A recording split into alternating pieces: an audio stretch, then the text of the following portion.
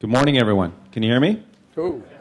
All right. Not that I really needed a mic, but we're recording this, so go ahead and use this. I'm Jeff Hickstein, president of IS Leaders. We're one of the sponsors of this and hopefully many future MAcc conferences. Good to see everybody in one place. And we're very happy to sponsor the Lead and Learn track. And I get to introduce our first speaker of the day, Jeff Scott from Acceler. Jeff is Vice President of Business and Technology Strategy for Acceler, Inc., a management consulting firm enabling strategy execution excellence. He works with Fortune 1000 companies on a wide variety of engagements, including strategy development, business architecture, organizational change, and innovation management. Before joining Acceler, Jeff was principal analyst with Forrester Research, where he established Forrester's business architecture practice and published over 50 research reports and numerous articles on the topics of business architecture, enterprise architecture management, and strategy development. Jeff currently writes the blog, The Business Architect. I welcome you all to check that out. Let's please welcome Jeff Scott. Thank you. All right. Thank you so much. And you pronounced the name of our company correctly, which puts you in the top half of the people that work for us, because we can't even say it. Linda admonished me that I should make sure, to live up to the lead and learn part of this thing. So for those of you who haven't been in a session with me before, part of the way I do this is I want to talk a little bit about theory. I mean, we are architects, right? I mean, what do we talk about? Theory. And I want to talk a little bit about problem, and then I want to talk about solution. So there's multiple solutions to every problem. I have some that I like better than others. So I'm going to dive in here. What I would say is don't hesitate if you have a question or a challenge or whatever you want to pop out. We should have some time at the end, but these sessions are only 50-minute sessions, and once I wind up, it's hard to get me to shut up. So in any event, I don't have the mic. Okay, great. So I would encourage you just to raise your hand if you want to get going here. So what this session is about strategy, and most of the work I do today is with business architects, and what I find is I'm doing more and more work in the strategy space. The last couple of engagements I have had have been tied with business strategists who are looking for business architecture to help them get this stuff implemented and help them do it better. We had an interesting conversation at dinner last night about where does business architecture fit. I have a whole different theory about that. That would be a total different discussion about where it goes. But we were talking about COO versus strategy office, or wherever it is. But I do see wherever they sit, in IT, in business, wherever they are, I do see architects getting more and more engaged in strategy. I like that model. I think it's a good model, and that kind of stuff. So I'm going to talk about that a little bit and about some of the problems with doing that. The first thing I want to say is all strategy is not the same. And this comes up a lot when I'm working with really what I consider hardcore business strategy guys who follow Michael Porter and those kind of guys in terms of what they think strategy is. There's what I think of as business strategy, and that's really where to play and how to win. And it doesn't have much of anything to do with how we do it. It is just that's where we need to go. We're going to go there. And that is one role of strategy, and we'll talk about that a little bit more. There's also a view of strategy that's really more about the operational strategy, which is how we design our organizations to get there. And most of us in IT have IT strategies, we have technology strategies, maybe we have process strategies, whatever those are. There's a set of strategies that we manage to get us where we want to go. To me, those strategies are more pathway views, so they're more about how do I do it. And then, even though you don't see many people talk about this, there are transformational strategies. I am seeing more and more companies begin to talk about transformation, and I find that really fascinating because it's the area where I like to play. But what you've seen over the last couple of decades is companies have been very slow to get up to this idea of we really need to significantly change. So very little work has been done, I think, in the transformational area. I saw a study, I think from 2 years ago from IBM Global, where 57% of CEOs declared their business models were not going to last beyond 5 years. Now, if you're going to change your operating model a little bit, that's fine. You can do that without transforming. If you're going to change your business model, you're going to be transforming what you're doing. So I think this is going to be a bigger deal. And why did I lose this? There we go. Make sure I am plugged in. I don't know whether that plug works or not.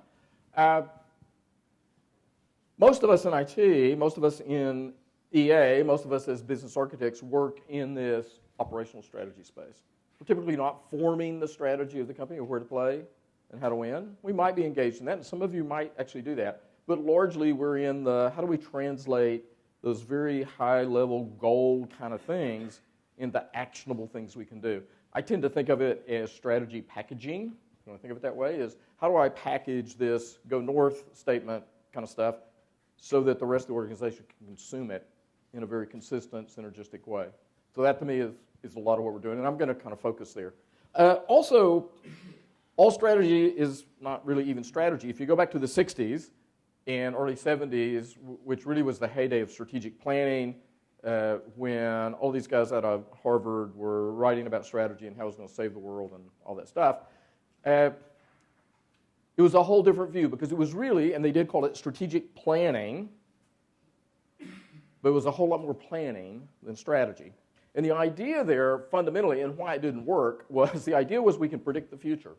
If we get a bunch of guys who are smart enough and we get enough data, we can actually predict the future. And the whole thing really was this idea about forecasting. We want to forecast how much money we need. We're going to forecast how much money we're going to spend. We're going to forecast how many resources we need. So it was really had this very financial, CFO-y kind of feel to it because it was about forecasting into the future. What they figured out by the late 70s was, oh my God, we can't predict the future. We're not very good at that. And if they needed anything else to put the nail in the coffin in the mid-90s when the internet hit and changed the world, I think everybody figured out then there's no more predicting. We're living, we're reacting, we're adjusting, we're doing stuff, but we are not predicting anymore. When I think of strategy, I think of it more as crafting. We are trying to come up with an answer of where do we need to go, how do we need to get there so that we can survive, so we can grow, maybe even transform. But the idea here is looking for new futures, for figuring out what are possibilities. And at the end of the day, I think what we're trying to figure out is how do we grow capabilities, in that we're trying to build stronger and stronger building blocks for the company so that as those changes come that we can't predict, they will have a better foundation to respond to them. So for me, the strategy development thing is how do we grow our capabilities over time to meet our short-term needs and to meet our long-term needs. Now, there's a whole bunch of stuff you can put in there, but I think that's a pretty good discriminator there. The other thing is strategy is really hard to define, and I know architects really love to talk about definitions and semantics and all that stuff. I'm not going to go there. I'm not going to try to define this very well, but I am going to point out that when people talk about strategy, they're really talking about different things, and it's confusing, really, really confusing. And we'll talk in a minute about one of the things you can do to help that, but people do talk about strategy and they cast it in goals. And in fact, when I go in for consulting engagement, the very first thing we typically do is look at all the strategy documents.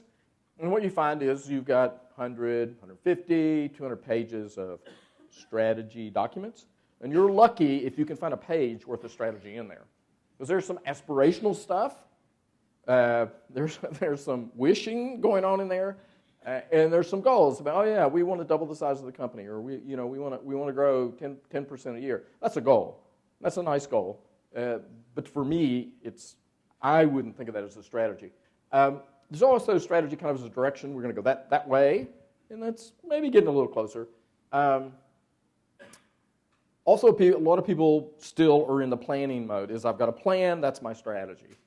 So you hear all this kind of stuff. And then there's also the whole strategic landscape, which is, mission, vision, goals, objectives, values, all that wrapped up is, the embodiment of the strategy. So there's a whole lot of different ways to think about it.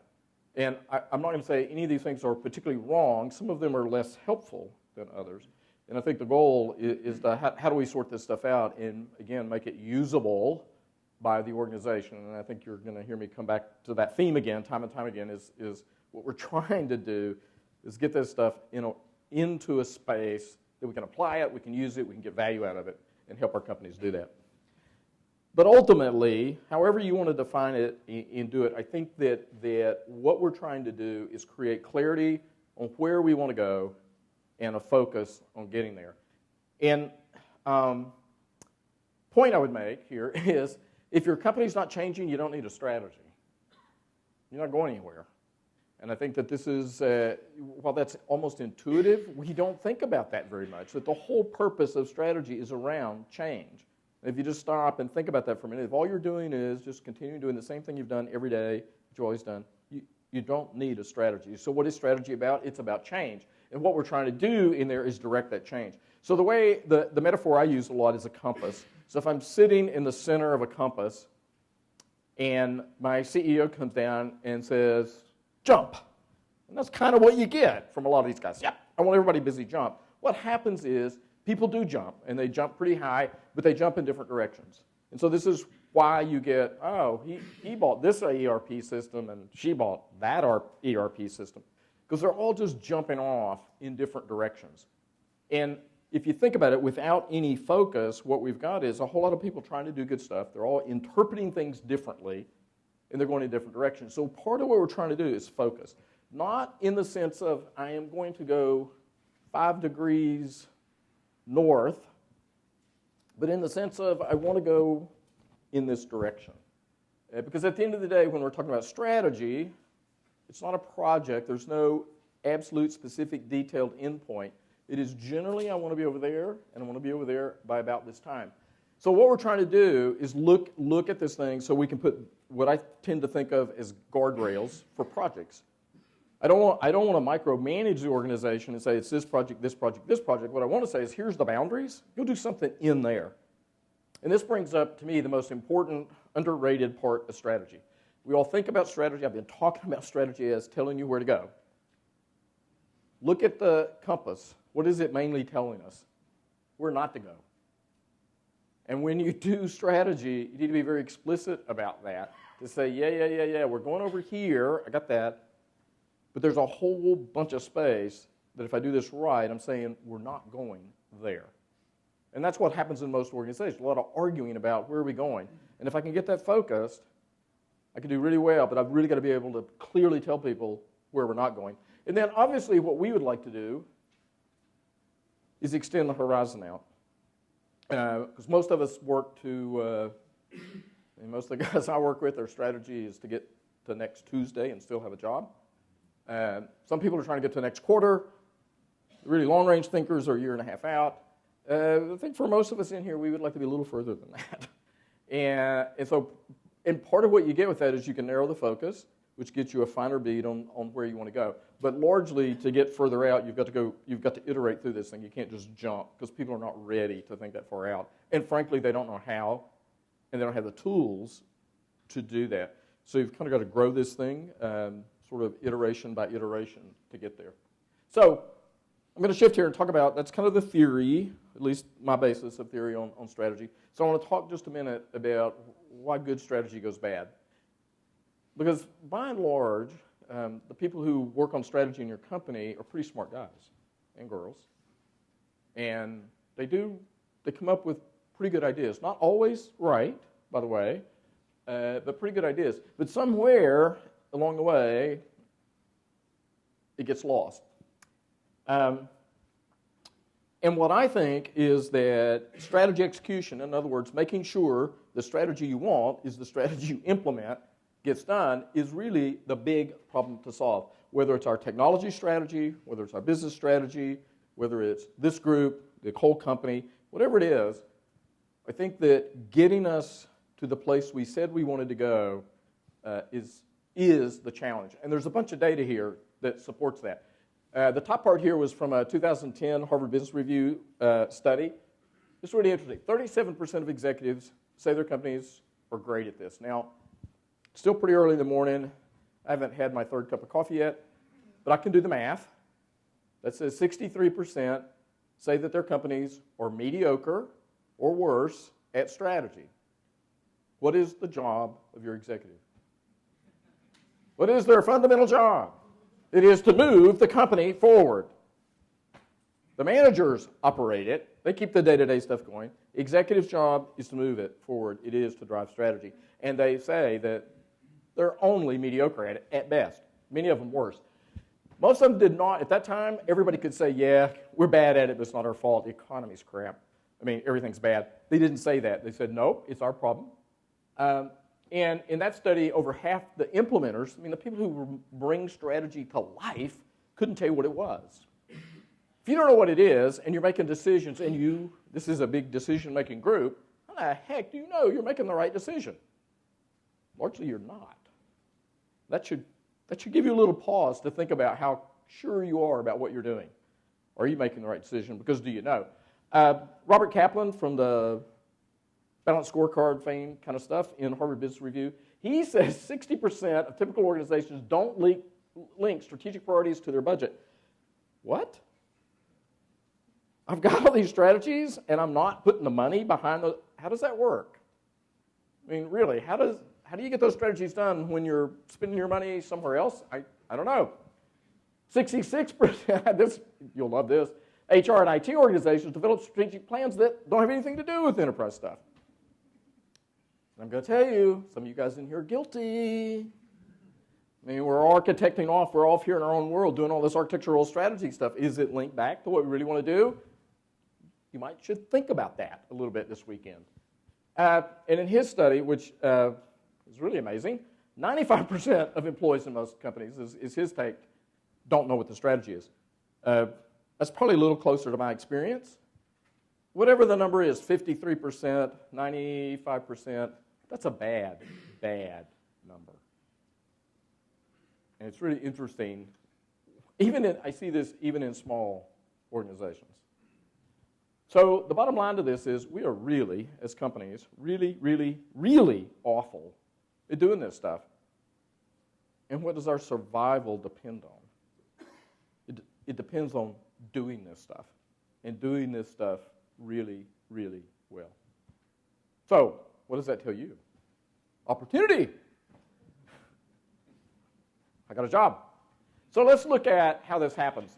So what I'm going to do is use a little metaphor here that I use a lot because it helps people understand how this happens. Some executive in your company, maybe it's the CIO, maybe it's the CEO, maybe it's somebody else, comes up with a great idea. And I'm going to let you in on a little secret. If you don't know this, all your executive ideas are great ideas. Just so you know. What they do is they bring their staff around or their selected people that they do this stuff with, and they start talking about it. So in my little example here, let's say there's 5. And what happens in that conversation is we're not communicating exactly together because we're talking about new stuff and different stuff and challenging stuff. And so what happens is everybody at the table misses a little bit of the conversation. It's not like this, like somebody coughed and at the wrong time and everybody missed the same sentence. It is that I have a mental model of the world and I'm trying to interpret all this stuff into my mental model, and I do it differently than he does, and I do it differently than he does. And so what happens is if I lose 5% of the strategy, so I'm going to walk away with 95% of it intact, okay? And you're going to walk away with 95% intact, and she's going to have 95% intact. That'll be great. It's not the same 95. So everybody's losing a different little bit of this. Now, I don't know whether we're losing 5% or 2%. Typically when I talk to people about this, it's a lot more than 5. That's their statement. But when you aggregate that up, that says that when this group leaves the table, they're only 75% cohesive about what they're going to go do. That's on day 1. They walk away from the discussion, they're not clear. And then the real problem starts. Because what happens, this happens in every one of your companies, these guys go down and what do? They talk to their staff and they say, here's the new strategy. Here's what we're going to do. And the whole thing starts all over again because everybody in that meeting starts reinterpreting, thinking about, what does this mean? They talk to their staff. They talk to their staff. I don't know how deep your organization is, but you're getting the picture. The deeper your organization, the worse this problem gets. I get down to the bottom. I got people that get maybe half of what's going on if we're lucky. So we have this huge loss of fidelity as it rolls down. And that's assuming everybody's trying to do good stuff. Now, what I know is occasionally, doesn't happen in your company, I'm sure, in other companies, somebody along that line has a personal agenda, and they intentionally twist the strategy. Doesn't happen in your company, right? Right. So when we get down here, what we've got is what I call the strategic effectiveness coefficient. And whatever that number is, it's not very big. So this is my example, but maybe 40%, maybe 60%. If you really do this stuff right, I mean, it can be really high, but generally, that number is really bad. So part of what's missing here is a model, a framework, a process to make this stuff happen. So let me give you an example. How many of you work for fairly large companies? Ah, good. You're going to get it. When you want to order a Post-it note, I'm willing to bet that you go to some online system that's connected into your, supply, however you do it, and you say, yeah, I want to do this. And the next thing that happens is that goes downstream, and first thing it does is checks your budget, because my God, you could be ordering $1 million worth of Post-it notes, and you might not have $1 million. So we do that. We check the warehouse, or we check our vendors. We do it. Oh, do we have them? Oh, yeah, all that stuff. And finally, that goes around to somebody maybe maybe you've got some internal mail group or something that delivers office supplies, whatever that is. You got all this. There's a process. And I'm willing to bet in most of your companies that process is written down on a piece of paper. It might be in some system that you keep track of processes. It's pretty well defined. You know how it works. That's the order of Post-it note. So how does it work to execute strategy? Do you have that modeled out in detail? Do you have owners for the pieces? Do you have clear deliverables? Do you have any of the stuff you do to order Post-it notes? No. You got more rigor around Post-it notes than you do executing corporate strategy. Now that seems to me just intuitively to be a big problem. So here's where I think a huge opportunity is for architects of wherever you sit in the organization. And we'll I can't remember, I'm doing 2 presentations today, and now I'm starting to say, which one am I talking about? We'll talk about that. But I think you can do this from anywhere because it doesn't have to do with ownership. It just has to do with managing a process. But there is a thinking shift here that I think you have to entertain. And so this is kind of a push out here, which is this. Architects do a whole lot of things. What I see, and I see a lot of architects, what I see when I talk to a lot of architects is a lot of focus on what I think of as efficiency type things. We're going to rationalize the portfolio. We're going to set standards on technologies. We're going to do all this stuff that's all around efficiency, and that's okay. But there's this whole other model out here about strategic effectiveness. How do we make strategy happen? And my point to you would be this. There are a whole bunch of people in your organization running around trying to save money. You got all these Six Sigma ninjas going around and tweaking this and tweaking that and doing all this stuff. I mean, there's a whole bunch of guys out there focusing on saving money. The question for you is, how many people are out there focused on strategic effectiveness? And the answer is really, really few people. What does that tell you? Big, big opportunity to dive in at a place much more important, by the way, than saving money. One of the other interesting things about this, which I don't think we think about very much, when you are in an efficiency game, I'm going to clue you into something again. You're going to get a couple of big insights here. When you're in an efficiency game, by and large, people don't like you. Think about it. You're subtracting. Yep. Your boss is coming in and saying, I know you got 20 people. I'm going to cut 5 because we really need the money. How'd that feel? Been there many, many, many times. I have laid off more people than are in this room. That is a very unfun thing. Very unfun thing. It did not make me feel good. Did it make us efficient? Oh, yeah. We were efficient. We saved money, all that stuff. Somebody comes in and says, oh, by the way, we got 3 of these technologies. We're only going to use one. You don't get to use yours anymore. You don't get to use yours anymore. We're going to use hers. How'd that feel for you? She feels good. You don't feel good. You don't feel good. Why? You're making me change. You're taking it away. Not that that's all bad, just giving you a perception of what happens when you're the taker as opposed to the giver. So if you're working on strategic effectiveness kind of things, what are you doing? You're helping people succeed. You're helping them move forward. They'd like you a lot better. The challenge is a lot harder to do that job. I can go find $500,000 in your company and cut it out in a heartbeat. However efficient you are, I can probably find $500,000 and cut it out. And that's why a lot of consultants focus on that. It's really easy. Pay me $250,000, I can find $500,000, you come out happy, I come out happy, I got paid. This is really good stuff. A lot harder to make you strategically effective. But there's a big opportunity here. So this is kind of my framework for this, and I think that there's a huge opportunity here for architects. Where are we? Okay, not too bad. To build out this framework or some version of this framework. I'm not trying to sell you a specific solution. I'm trying to give you the concept that you can take off on. And in this framework, it's not creating strategy. We are managing the implementation. So it is clarify strategy, figure out what capabilities your company needs to get them implemented, assess those capabilities for their ability to actually do something, and then go through the normal stuff that all of you guys know how to do, determine the gaps, choose some investments, all that stuff. So I'm going to show you a couple of examples here and a couple of things to think about. One thing I do a lot with business architects is help them think about themselves as a business. When I had my corporate management jobs, I tended to run my organizations as if they were a business. And I found that model to be incredibly powerful.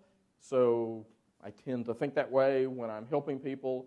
So for example, when I start up a business architecture practice for people, how do we do that? We design the practice as a business, products, services, customers, partners, all that stuff. And oh, by the way, we use business architecture techniques to do that. Seems to make sense, but not too many people do that. So there are a lot of things that I think you can offer as architects to help people think about strategy more clearly. So scenario planning is a pretty well-defined thing out there. You can find all kinds of data about that. And what that's doing is helping people visualize the differences between strategic options. Value mapping, which I'll show you an example of in a minute, we use a lot at Acceler, and I personally use it a lot in some things I do. Just straight strategy clarification, strategy mapping out of like Kaplan and Norton. I mean, there's all kinds of models here, and there's all kinds of data about going to do them. You don't have to dream this stuff up. You can go read about it, learn about it, and do it. So that's one thing. The other thing I think of, though, which was on that list, is just clarify, get the language right. I use this concept of strategy on a page. Really, it's more like 2 or 3 or 4 pages. Because if you do this well, you can't quite get it on a page. But the idea is to capture a strategy, and I know you can't read the details, don't worry about it. The idea is to capture a strategy and make it consumable. And one of the keys here, by the way, is not just saying we're going to go there, but you need to say why we're going there. Because when I say we're going there, there's a lot of interpretations about why we're doing that change the way we get there. So I'm going to go to San Francisco. Okay, that's a strategy, direction, goal, whatever you want to call it. I might take a train because I see it as a holiday. Tom's going to get on a plane because it's all about getting there, being there, get there and do that. Somebody else might decide, oh, it's a road trip with my kids. I mean, we're going to get educated on the way. There's all kinds of different ways we can interpret that. So what we need to know is what were the drivers that said we want to do that. And the most important stuff here, I think, are to talk about challenges and implications. And here's why. This is really good, important for you, this is a room of problem solvers. You guys can solve problems.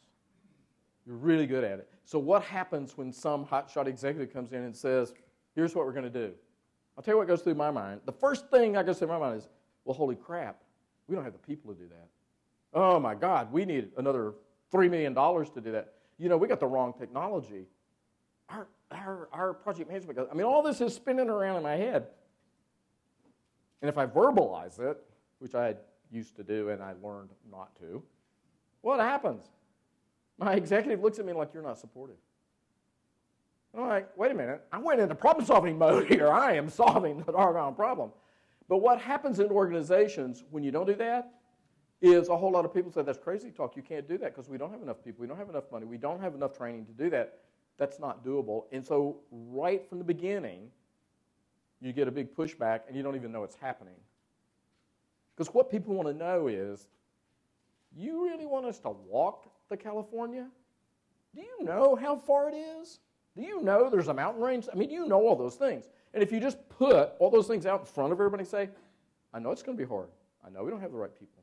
I know we don't have the right skills. I know we don't have the right technology. If you could just lay all that out, everybody can sit there and say, well, okay, at least you know what you're asking. And what does that give you? A ton of buy-in. And as soon as you get buy-in, and we'll talk about this in the presentation I'm doing later today, then you can make things move. In that same line of clarifying strategy, one of the things we use a lot at Acceler, and I've come to really like this thing, is we call it a value map. How many of you read Blue Ocean Strategy? Okay, the rest of you should read the book. You're not going to learn how to do it very well from the book. I think most of that comes from a Harvard Business Review article. But really fascinating book, because what it does is it goes through this model and explains how people differentiate what they're doing. So when we go in a lot and talk to people, oh yeah, I got a strategy, blah, blah, blah, blah, blah, great. What are you doing different? What is different about that than what you're doing today? And that's what we want to see. And so this is a Starbucks example that is pretty commonly known. If you look at across the bottom here, what are you seeing? You're seeing customer attributes. That's typically what goes on the bottom, customer attributes. What do they care about? And then the y-axis is the emphasis. How much emphasis are we going to place on that attribute? Simple. This is not rocket science. This is easy to do. What's the red line? Or orange, I guess it is. That's the marketplace for Starbucks when Starbucks was still a little coffee company. So what they figured out was, well, what people cared about was speed, convenience, price. They wanted their coffee hot, fast, cheap. That's what they wanted. And the guys at Starbucks looked at that and said, well, my God, we can't be much hotter than McDonald's. They're already scorching people. How are we going to compete? So the whole theory in the Blue Ocean stuff, to boil it down in a nutshell, is how do we be different? How do we find places in the marketplace to differentiate ourselves and take a different approach? So what they did was they said, you know what? We're going to focus on fashion.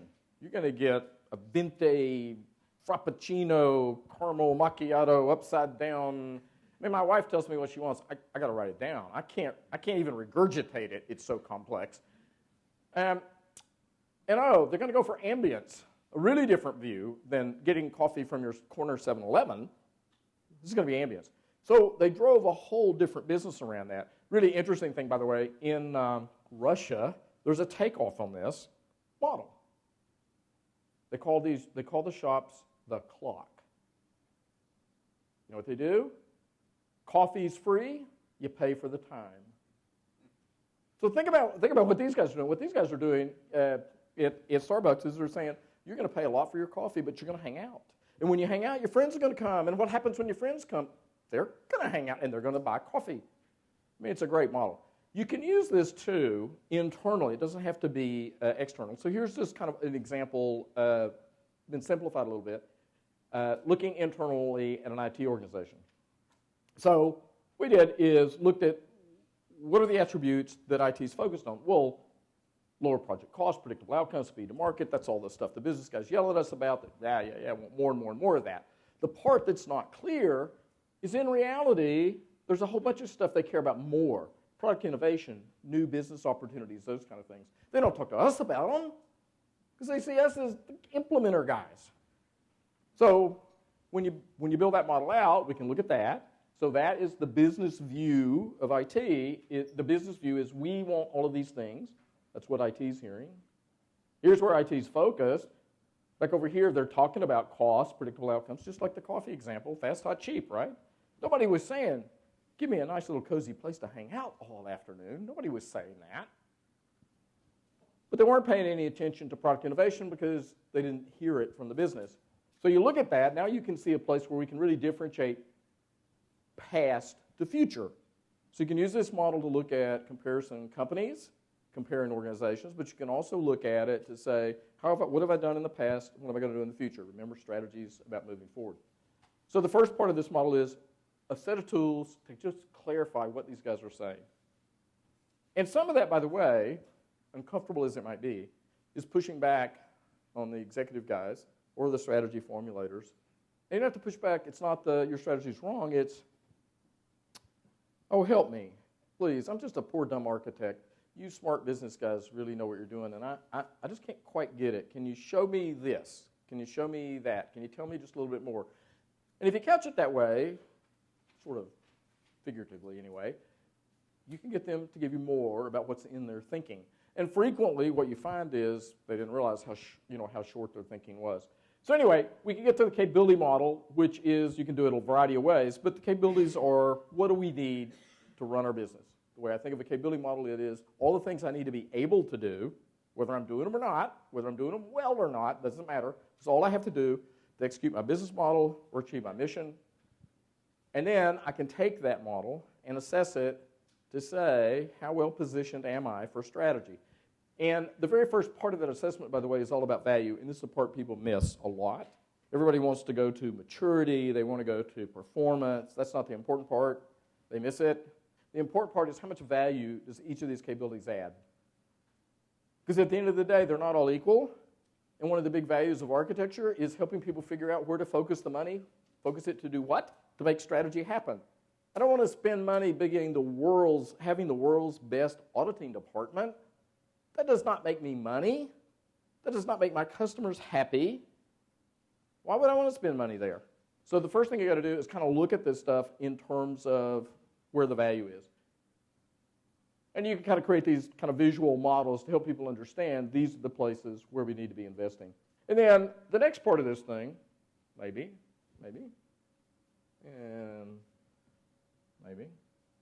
is doing what I think of as typical root cause analysis. And you guys all know how to do this. But here's the interesting part. We often don't do it. How many of you are in technology? Raise your hand. Don't be shy. You don't need to be embarrassed by being in technology. One of the things we are guilty of, because we're in technology,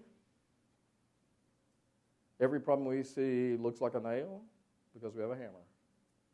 And oh, by the way, you're not the only ones guilty. All the business guys see the quick, easy solution as technology. So one of the reasons that you really want to do a really good detailed root cause analysis on your problems is technology is the hard solution. It's the quick one. It's the easy one. It doesn't rub anybody the wrong way. But the fact is, a lot of times it's people, it's process, it's other things. Those things don't cost you nearly as much to do.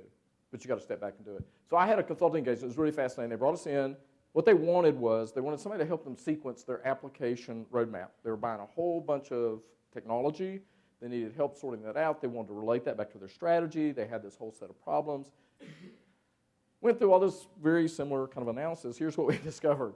You got too much damn technology. Quit buying. What you don't do is you don't do any process work. If you don't do any process work, then what you're doing is, oh, I need this piece of data, buy that technology. Oh, I need this kind of data, buy that technology. You're just creating all kinds of mess here because you won't do the process work to say, here's how the work flows. So they had almost no process work. The other interesting thing about that was their biggest problem was information. The biggest problem was really information. Again, no process, buying all kinds of technologies, information over here, over here, over here, over here. They're a regulated company. They could not provide timely reports to the regulators. And let me tell you, when you do not do that, you are in big, deep, deep trouble. So what they wanted to do was put more technology in. Totally the wrong answer. And we only got there by doing this root cause analysis stuff. And then from there, it's really simple. It's the same stuff you all do about you build roadmaps. The difference with those roadmaps is now what I have is the set of work that needs to happen to make strategies real. And the very last part of this is what nobody does, is measure. I think as architects, we're not particularly accountable for the end result of the strategy. I mean, I think the guy that dreamed it up is accountable for that, and however that works, that should work. But I do think that one of the things that's missing here for most executives is we don't have a way to tell them how well is the strategy moving. We can tell them how well all the projects are doing, but I think part of what we have to figure out how to do is How can we look across all of the projects, across all the activities, not just the technology stuff, but the people stuff, the educational stuff, the hiring stuff, whatever it is that's going to make that strategy come alive. How can we give the executive some sense of, are we generating momentum here? Is this thing going forward, or are we stalled out?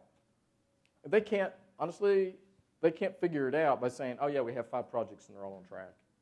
That's almost meaningless from a strategy standpoint. So kind of how this stuff looks to me is this, is what we're trying to do is create a funnel. And that's the way I think of it, is this funnel thing. I started with this big airy-fairy, intergalactic, we want to be the best people in the world, all that great strategy stuff. And we start bringing order to that, detail to that, consensus to that, so that what happens is we go down that stack and get clearer and clearer and clearer and clearer about the work. So that the work that comes out the bottom is the work we should be doing. I call it the work that matters. There's a whole bunch of other stuff that needs to be done in your company. Back to my previous statement about efficiency and all that stuff. I don't care. Somebody else can go do that. I want to do the work that matters, the work that's important.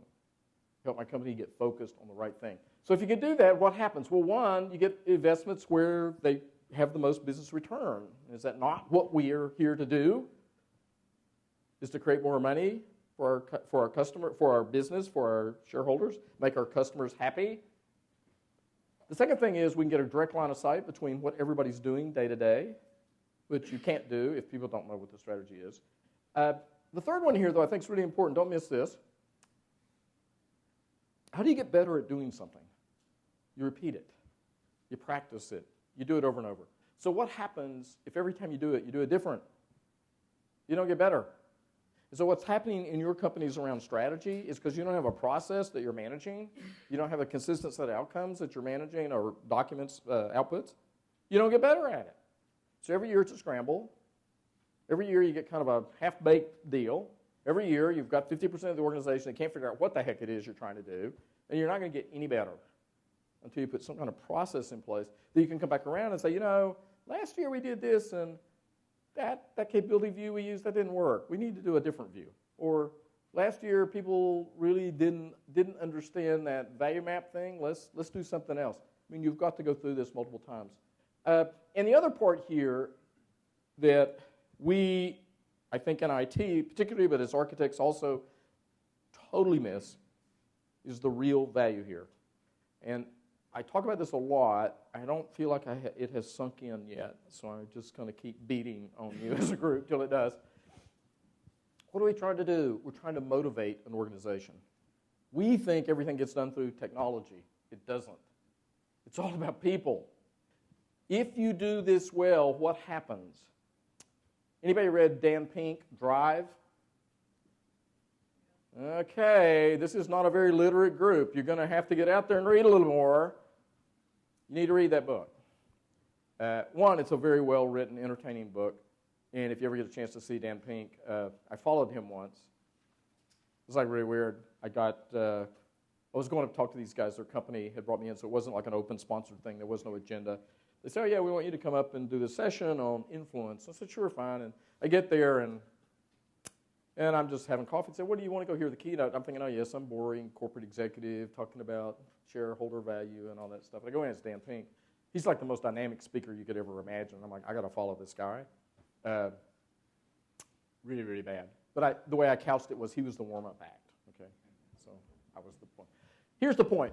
Pink has identified 3 things that drive engagement. See if I can remember them. It is mastery, meaning, and autonomy.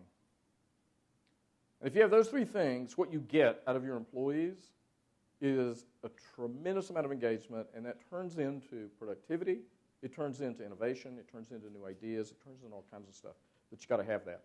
What I think this model, this approach of getting everybody behind the strategy does is this.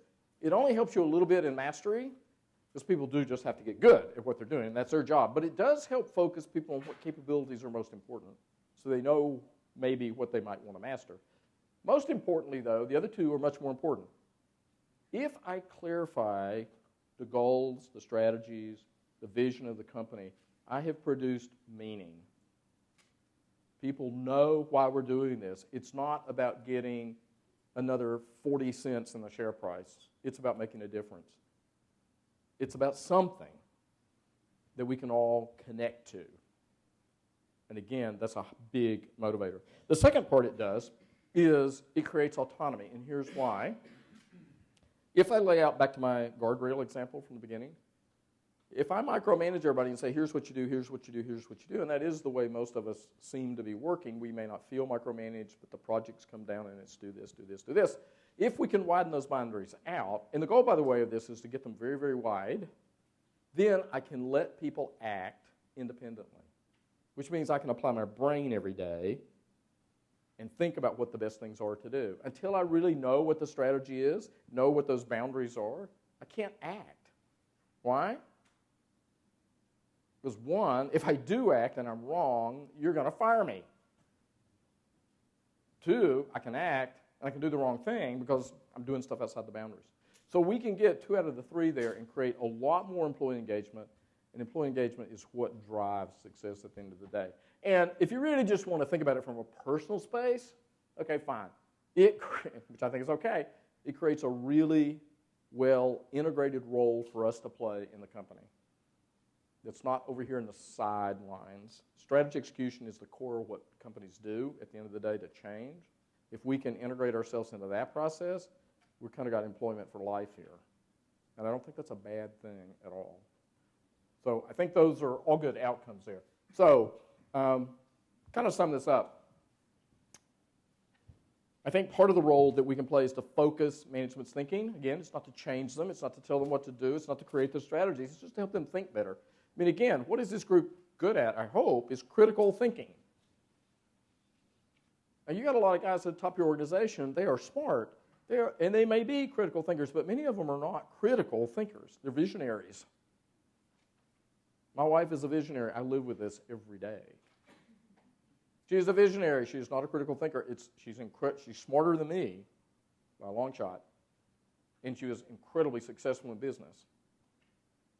She started in IT and was less successful in IT. Why? Because she didn't pay attention to the details. It was all about doing big stuff. Second thing is clarify direction so that we can all get on board, get everybody moving, all that stuff we've been talking about. Integrate new ideas so that we're looking at technologies, we're looking at all the stuff there. We can integrate these things into the strategy, help people understand that. Find new opportunities. This is a big play here, finding opportunities, by the way, whether it's through technology or not.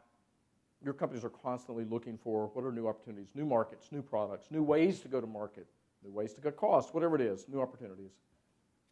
Create a broad consensus. I would give us generally low marks on this, by the way, as architects. Again, what are we trying to do? We're trying to drive strategy.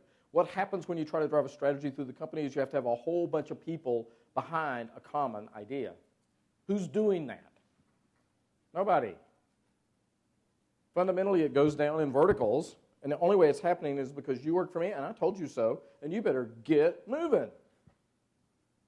The problem is you get moving, he goes down and talks to his staff and says, you get moving. We do not bring this together. What should we be doing here? I mean, we should be helping the organization bring this together. What does that mean about our role? That means we can't do a bunch of pretty models. We got to get out there and talk to people and challenge their ideas, get their ideas to meld into the big picture. So manage strategy buy-in. And I think at the end of the day, a lot of this stuff is about being proactive. Message that I have for architects is it's very easy to sit back. We're in an interesting place in the organization typically where we don't feel like we got a lot of power. We feel like we are waiting for people to do things for us. The reality is we can be much, much, much more proactive to get out there. And you know these 3 people are, I'm sure. Interesting stories about all 3 of these guys about being proactive. What they did was got their roles by just going and doing. So I'll tell you the story of Jay Leno. Jay Leno's a car guy. For all you guys who don't know, he has a big car collection. He's been a car buff all his life. So when he was 16 years old, he lives in a small town. He goes down to the Cadillac dealership, because that's the fanciest car in town when he was a kid. Goes to the manager and says, I'd like to have a summer job. The manager says, sorry, we're not hiring. Okay. Monday morning, Leno shows up, walks around to the back of the place, goes into the car wash and says, hey, I'm the new guy. He didn't lie, I'm the new guy. And he starts washing cars. Friday, the manager of the dealership comes around. He looks at the car wash guy and says, what's he doing here? The car wash guy says, oh, he's the new guy. He's doing a great job. He got a job. I mean, you know, so you got to be proactive in this stuff. You can't wait for people. Steven Spielberg, kind of the same thing. You know how he got into the movie business? Really, really fascinating. He goes to Universal Studios. He buys a 3-day pass to go in and, you know, to all this stuff. First day he goes in, he stops at the guard's desk and he talks to him. Gets to know him, just chats, stuff. He comes out, he's talking to him and stuff. Okay. The next day, he's got a 3-day pass. The next day he comes in, shows him his pass, have a conversation, talk to him about their jobs, about who, you know, what movie stars and all that stuff. Next day he comes in, has a conversation with him. With me? He's doing this stuff. Day 4, he just comes in and says, hey, Bob, and walks right on in. Finds a desk, starts finding stuff to do. Everybody thinks he's somebody's nephew or something, and he works there a month before anybody figures out he's not employed. Nobody's brought him in here. He's, in essence, snuck in. The guards know him, and that's how he got a job. So anyway, just do it. So stay in touch. Lots of different ways to get up with me. Send me an email if you want to know more about this stuff, or if you have comments or didn't like it or whatever it is. You can find us through the web, LinkedIn, all that stuff. If you're not reading the Business Architecture blog, shame on you. You should really read it. And you can talk to me about the Business Architecture Roundtable. So I have just a minute or two questions. And I do have a rule, by the way. You can't leave. The doors are locked on the outside. You can't leave without some questions. So give me a question or a challenge. Come on. Yes? There's lots of great tidbits in your presentation. Is this slide deck going to be available? It is. Yes, we would have it on the website, Yep. All right, so strategically, you get to a point where the executive jumps, and usually like a popcorn kernel, it's because they're under pressure and they're done waiting. I love it. It's a great analogy. Well, you worked for Brian McCarty for so many years, you see that. Do you have a specific methodology or plan for getting upstream to avoid the pop or the jump, where you're working with the executive, reading their mind, hearing their thoughts, and maybe crafting strategy and boundaries before they reach their breaking point? The honest answer is that I wouldn't say I have a consistent method to do that. I think that's a really interesting point. I can offer you a couple of things, I think, along that line. And you hit part of it really well in what you said. When I was with Forrester and researching best practices and all this stuff, I did a lot of, what are the things that are most important to success kind of surveys and all that stuff. Let me tell you what the enterprise architects told me. Number one thing consistently was communication. Communicate. That was it. That was number one almost all the time, in top 3 every time. When I started researching business architects, do you know what their number one criteria for success, their skill was? Listening. And just think about the difference between those two views of the world. Communication, I'm going to tell you stuff. Listening, I'm going to hear stuff. And you were really getting right in there. So I think there are 2 things out of what you said. One is listen. Because what's happening is people are not giving you the whole picture. Not because they don't want to, they're just not clear on it. So what you have to do is listen kind of between the lines, try to figure out what is being said, what's not being said, why is this stuff not being said, what are the parts we're missing? Because I think a whole bunch of stuff you can do is just feed it back. Those of you who don't know, my original career choice was psychology, and part of what a psychologist does is listens to you and feeds back what they're hearing in ways that make you think about it better. The other thing I think you can do, though, also to do this stuff, is pick an area where you think you can gain some knowledge and just start pushing some data around. I think one of the problems that most of us have about getting executive visibility is Okay, there aren't too many millennials in here, so sorry if you are. Millennials think that, my God, they're ready to run the company. I got three of them, okay, at home. They think they can run the company. I should just be able to walk in there. They miss the fact that they have to know something first. I think the way that we get to the executives is we produce value lower in the organization. I think there's a whole bunch of stuff about, well, we should have executive support and all that. Fine, earn it. So I think there is a piece here that you got to figure out ways to earn it. And I think if you do that, and if you're listening, you can do it. All right, I think we're out of time. You guys have been great. Thanks so much for being here.